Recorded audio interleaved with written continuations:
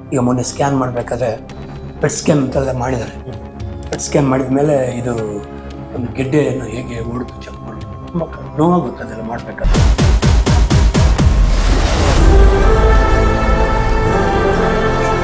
ಅವ್ರ ಮನೆಗೆ ಒಂದು ಸ್ವಲ್ಪ ಅಮೌಂಟ್ ಬಂತಲ್ವಾ, ಎಷ್ಟು ಬಂತಾದ್ಮೇಲೆ ಹೌದು ಏನಕ್ಕೆ ಬಂತು ದರ್ಶನದಿಂದ ಹಿಂಗಾಗಿದೆ ಅಂತ ಎಲ್ಲ ಓಡ್ ಬಂದ್ರ, ಎಲ್ಲರೂ ಅಮೌಂಟ್ ಕೊಟ್ರ.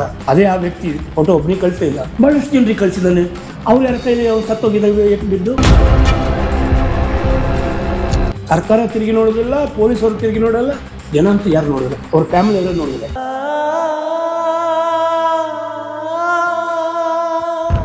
ನಾವು ತಂದೆ ತಾಯಿನೂ ದೇವತ ಮನುಷ್ಯರು, ಅವ್ರದ್ದು ಏನು ಆ ಕಾರಣಕ್ಕೆ ನೋಡಿ ದೇವ್ರು ಹೇಗೆ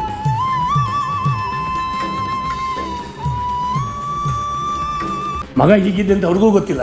ಆದರೆ ಹಣೆ ಬರ ದೇವ್ರು ಹೆಂಗೆ ಬರ್ದಿದ್ದಾನೆ, ಪರಿಹಾರ ಸಿಕ್ತು, ಇನ್ನು ಮುಂದೆನೂ ಸಿಗುತ್ತೆ, ಅದು ಬೇರೆ ಥರ, ಅದು ಕಾಲ ನಿರ್ಣಯ, ಅದು ಗೊತ್ತಾಗುತ್ತೆ. ಅದನ್ನು ಇವನ ಕೈಗೆ ದುಡ್ಡು ಸಿಕ್ತಿದ್ರೆ ಅದನ್ನು ದೇವ್ರನ್ನ ಹೇಳ್ತೀನಿ, ಆ ದುಡ್ಡು ಸಿಕ್ಕಿದ್ರೆ ಈಗಲೇ ಇಷ್ಟು ಮಾಡಿದವ್ರು ಕೈಗೆ ಸಿಗೋದಿತ್ತು. ದೇವರ ಅಂದರೆ ಈ ಸೃಷ್ಟಿಯಲ್ಲಿ ಒಂದು ಒಳ್ಳೆ ಶಕ್ತಿ ಎಂಬುದು ಇದೆ.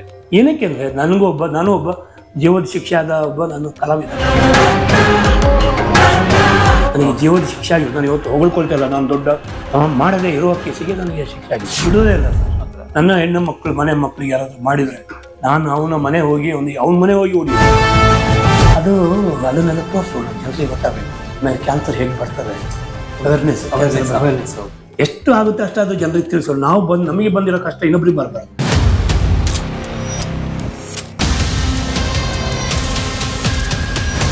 ಹಾಗಿರ್ಬೇಕಾದ್ರೆ ದರ್ಶನ್ ಅಂತ ಒಬ್ಬ ಕರ್ನಾಟಕದ ದೊಡ್ಡ ಶಕ್ತಿ ಅವರು, ಸ್ಟಾರ್, ಅವ್ರ ಮನೆ ಹೆಣ್ಮಗು ಈ ಥರ ಎಲ್ಲ ಸರಿನಾ, ಇದು ಸರಿನಾ ಅಂತ ನಾನು ಕೇಳೋದು.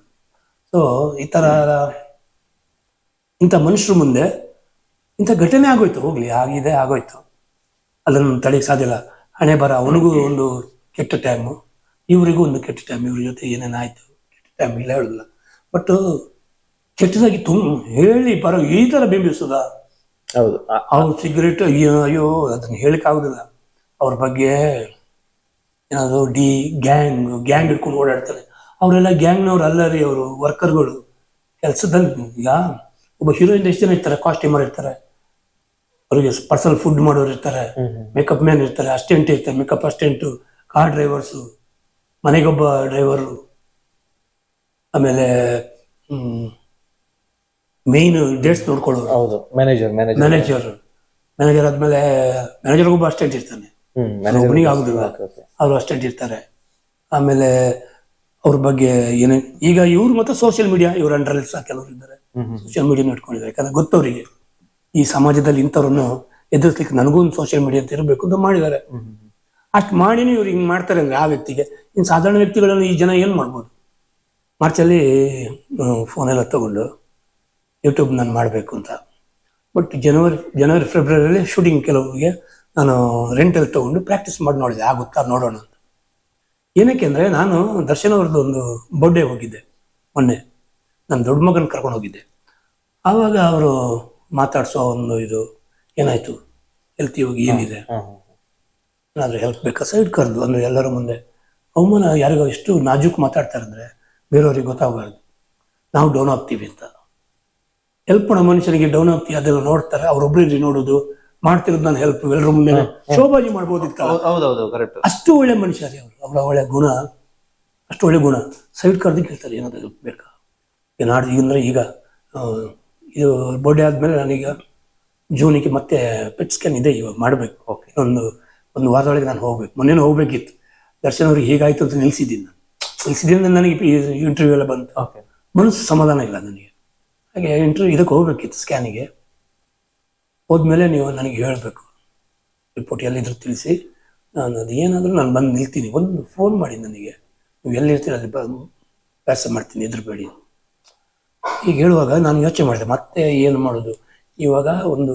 ಆವಾಗ ನಾನು ಯೋಚನೆ ಮಾಡಿದ್ದು, ನಾನು ಏನಾದರೂ ಯೂಟ್ಯೂಬ್ ಮಾಡಿದರೆ ಅವ್ರ ಕೈಲೇ ಓಪನ್ ಮಾಡಿಸ್ಬೇಕು, ಅವ್ರ ಕೈಯಿಂದ ಹೇಳಿಸ್ಬೇಕು. ಅವ್ರ ಕೈಯಿಂದ ಹೇಳಿಸಿ ಒಂದು ಯೂಟ್ಯೂಬ್ ಮಾಡಿದರೆ ಇದು ನನ್ನ ಫ್ಯಾಮಿಲಿಗೆ ಕಂಟಿನ್ಯೂ ಆಗುತ್ತೆ. ಮಕ್ಕಳು, ನನ್ನ ಮಗ ಬರ್ತಾನೆ ನೆಕ್ಸ್ಟ್ ದೊಡ್ಡವನು, ಈಗ ಇವರೆಲ್ಲ ಇದ್ದಾರೆ. ಫಿಲ್ಮ್ ಇಲ್ದಿದಾಗ ಅಟ್ಲೀಸ್ಟ್ ಇದೆಲ್ಲಾದ್ರೂ ನನ್ನ ಮೇಲೆ ಬರೋಣ. ಹೌದು, ಅಟ್ಲೀಸ್ಟ್ ಏನೋ ಒಂದು ಇನ್ಕಮ್ ಇರುತ್ತೆ. ಇನ್ಕಮ್ ಇರುತ್ತೆ, ಆಮೇಲೆ ಕೆಲಸ ಇರುತ್ತೆ. ನನಗೆ ಮೈಂಡ್ ಏನಾಗುತ್ತೆ, ನಮಗೆ ಏನಾಗಿದೆ ಡಿಪ್ರೆಷನ್ ಆಗಬಾರ್ದು. ನಾನು ತುಂಬಾ ಸಲ ಡಿಪ್ರೆಷನ್ ಆಗ್ತಾ ಇರ್ತೀನಿ. ಇದು ಏರಿಳಿತ ಆಗ್ತಾ ಇರ್ತದೆ ಕ್ಯಾನ್ಸರ್.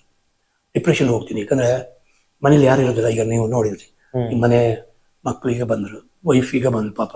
ಏನಕ್ಕೆ ಅಂದ್ರೆ ಅವಳು ಆರ್ಟಿಸ್ಟ್ ಕಲಾವಿದ್ರ ಮನೆಯಲ್ಲಿ ಫಿಲ್ಮ್ ಇರ್ತದೆ, ಇವಾಗ ಫಿಲ್ಮ್ ಏನು ಮಾಡೋದು.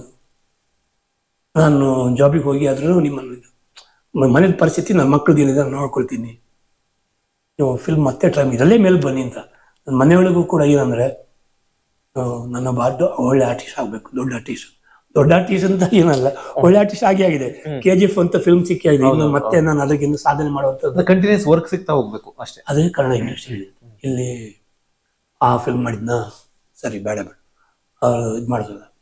ಹೀರೋ ಒಂದು ಹಿಟ್ಟಾದ್ರೆ ಹೀರೋಯಿಂದ ಮಾತ್ರ ಜನ. ನೀವು ಬೇಕಾದ್ರೆ ಅಬ್ಸರ್ವ್ ಮಾಡಿ, ಯಾವುದೇ ಫಿಲ್ಮ್ ಹಿಟ್ಟಾಗಿ ಹೀರೋಯಿಂದ ಜನ ಇರ್ತಾರೆ. ಹೀರೋಯಿನ್ ಹಿಂದೆನೂ ಇರಲಿಲ್ಲ, ಈಗ ಹೀರೋಯಿನ್ಗೂ ಒಂದು ಸ್ವಲ್ಪ ಟ್ರೆಂಡ್ ಚೇಂಜ್ ಇದೆ. ಆಮೇಲೆ ಈಗ ಸ್ವಲ್ಪ ವಿಲನ್ಗಳಿಗೂ ಹೌದು ಈ ಜನರೇಷನ್ ಹೊಸ ಜನರೇಷನ್ ಇದೆ, ಸಪೋರ್ಟಿಂಗ್ ಆರ್ಟಿಸ್ಟ್ ಅವರಿಗೂ ಕೂಡ ಈ ಜನರೇಷನ್ ಸಿಗ್ತಾ ಇದೆ. ನಮ್ಮ ಇದರಲ್ಲಿ ಇದೇ ಇರಲಿಲ್ಲ. ಒಂದು ನಿಮಿಷ ಕೊಡ್ತೀಯಾ, ರೆಕಾರ್ಡಿಂಗ್ ಇದೆ ಅಲ್ಲ, ನಡಿ, ಏನ್ ಬೇಕು. ಹಾಗೆ ನಾನು ಒಬ್ಬನೇ ಇರ್ತೇನೆ, ಡಿಪ್ರೆಷನ್ ಸ್ಟಾರ್ಟ್ ಆಗ್ಬಿಡ್ತದೆ. ಸೊ ಅದಕ್ಕೊಂದು ಯೂಟ್ಯೂಬ್ ಮಾಡಿದ್ರೆ, ಯೂಟ್ಯೂಬ್ ಚಾನಲಲ್ಲಿ ಪಬ್ಲಿಕ್ ಸಿಗ್ತಾರೆ ಒಂದು. ಆಮೇಲೆ ಹೆಚ್ಚಾಗಿ ನಾನು ಯೋಚನೆ ಮಾಡಿದೆ ಅಂದರೆ, ನನಗೆ ಜನ ತುಂಬ ಹೆಲ್ಪ್ ಮಾಡಿದ್ದಾರೆ. ನನಗೇನೋ ಹೆಲ್ತ್ ಹಿಂಗಾದಾಗ ಸೊ ಈ ಎಲ್ಲೇ ಹೋಗಿ ಓಡಾಡಿ ಹೇಗಿದೆ ಹೆಲ್ತ್ ತುಂಬ ಕೇಳ್ತಾರೆ. ಸೊ ನಾನು ಅವ್ರ ಜೊತೆ ನನ್ನೊಂದು ಒಡನಾಟ ಇಟ್ಕೋಬೋದು, ನನ್ನೊಂದು ಸಂಬಂಧ ಬೆಳೆಸ್ಕೋಬೋದು. ನಾವು ಫಸ್ಟ್ ಆಫ್ ಆಲ್ ನಾವು ಆರ್ಟಿಸ್ಟ್ಗಳು ಬಂದು ಜನರ ಆಸ್ತಿನಿ. ಹೌದು. ಅದ್ರ ಮೇಲೆ ನನಗೆ ಇಷ್ಟು ಕ್ಯಾನ್ಸರ್ ಇರಬೇಕು, ಇಷ್ಟು ಹೆಲ್ಪ್ ಮಾಡಿದ್ದಾರೆ. ನನ್ನ ಕ್ಯಾನ್ಸರಿನ ಮೇಯ್ನು ಏನೇನು ನಡೀತದೆ ನೆಕ್ಸ್ಟು. ಈಗ ಮೊನ್ನೆ ಸ್ಕ್ಯಾನ್ ಮಾಡಬೇಕಾದ್ರೆ ಪೆಟ್ ಸ್ಕ್ಯಾನ್ ಅಂತೆಲ್ಲ ಮಾಡಿದ್ದಾರೆ. ಪೆಟ್ ಸ್ಕ್ಯಾನ್ ಮಾಡಿದ ಮೇಲೆ ಇದು ಒಂದು ಗೆಡ್ಡೆಯನ್ನು ಹೇಗೆ ಹೊಡೆದು ಚೆಕ್ ಮಾಡೋದು ತುಂಬ ನೋವಾಗುತ್ತೆ. ಅದೆಲ್ಲ ಮಾಡಬೇಕಾದ್ರೆ ಅದನ್ನೆಲ್ಲ ತೋರಿಸೋಣ, ಜನರಿಗೆ ಗೊತ್ತಾಗಬೇಕು.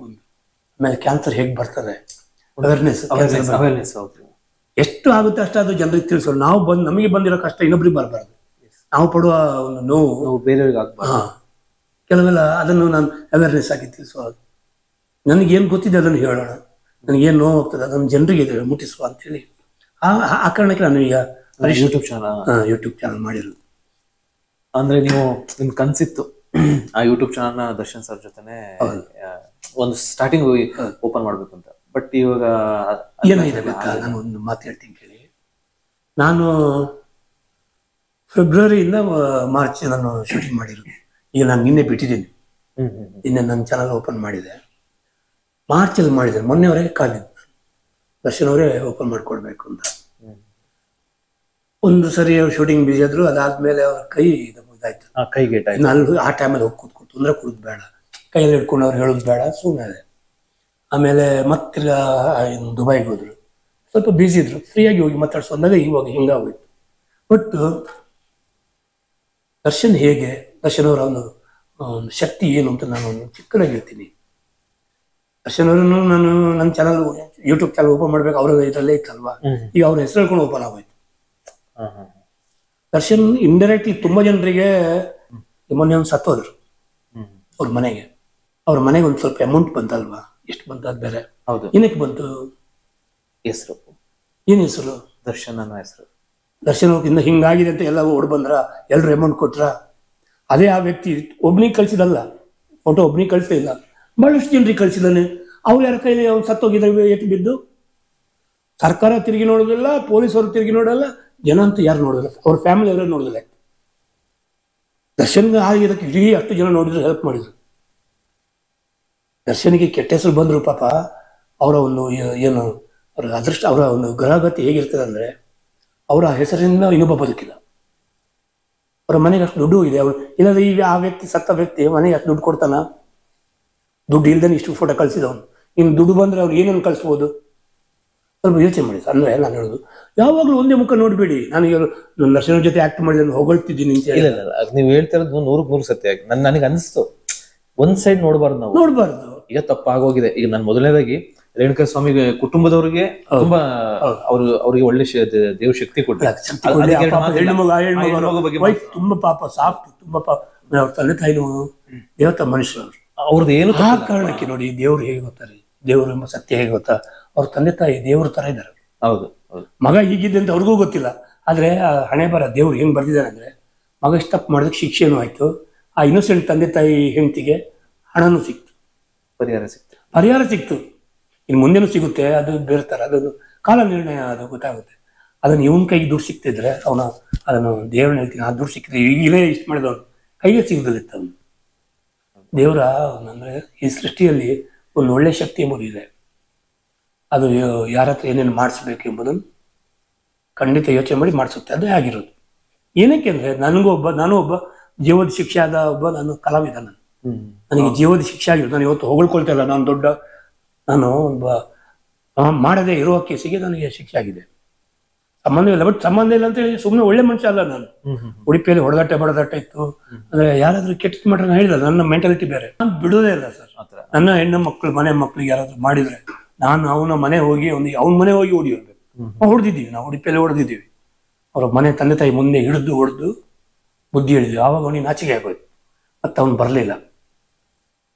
ಇದರಲ್ಲಿ ಕೆಲವು ಸಿಸ್ಟಮ್ ಇದೆ. ಈ ಫಾಲೋ ಮಾಡ್ತಾ ಅವರು ಮೆಂಟಲಿ ಇದಾಗ್ತಾ ಇರ್ತಾರೆ. ಅವರು ಒಂಥರ ಆಸೆ ಪಡೋದು, ಇನ್ನೊಂದು ಏನೇನೋ ಆಗ್ತದೆ. ಅವ್ರು ಸೈಕೋಗೊಳ್ತಾರೆ. ಒಬ್ಬೊಬ್ಬರ ಬ್ರೈನ್ ಹೆಂಗಿರ್ತದೆ ಅದು ಯಾರಿಗೂ ಗೊತ್ತಾಗೋದಿಲ್ಲ. ಬಟ್ ಆ ಬ್ರೈನ್ಗೆ ಯಾವ ಹೆದರಿಕೆ ಹೆಂಗೆ ಅಂದ್ರೆ, ಒಂದು ಸ್ವಲ್ಪ ನಾವು ಸ್ಟ್ರಾಂಗ್ ಆಗಿ ಭಯ ಪಡಿಸಿದಾಗ ಅವ್ರು ಕೂಗ್ತಾರೆ. ಕೂಗಬೇಕು ಅವರು. ಇಲ್ದಿದ್ರೆ ಇದನ್ನ ಕಂಟಿನ್ಯೂ ಮಾಡ್ತಾರೆ. ಆ ಕಾರಣಕ್ಕೆ ಏನು, ಹೆಣ್ಮಕ್ಳು ಏನಂದ್ರೆ ಗಂಡಸರಿಗೆ ಹೇಳ್ಬಿಡ್ದು. ಯಾರಾದ್ರೂ ಅಕ್ಕಪಕ್ಕದಲ್ಲಿ ಯಾರು ಇದ್ರೆ ಗಂಡಸರಲ್ಲಿ ಫ್ರೆಂಡ್ಸ್ ಆಗ್ಬೋದು, ತಂದೆ ಹತ್ರ ಆಗೋದು, ಅಣ್ಣ ತಮ್ಮಂದ್ರು. ತಂದೆ ಹತ್ರ ಹೆಚ್ಚಾಗಿ ಹೇಳೋದಿಲ್ಲ. ಅಣ್ಣ ತಮ್ಮಂದ್ರು ಇದ್ರೆ ಅಣ್ಣ ತಮ್ಮ ಫ್ರೆಂಡ್ಸು ಅಣ್ಣ ತಮ್ಮಂದಿರು ತಿಳಿಸ್ತಾರೆ, ನಂಗೆ ಈ ತರ ಟಾರ್ಚರ್ ಮಾಡ್ತಿದ್ದಾನೆ. ಸೊ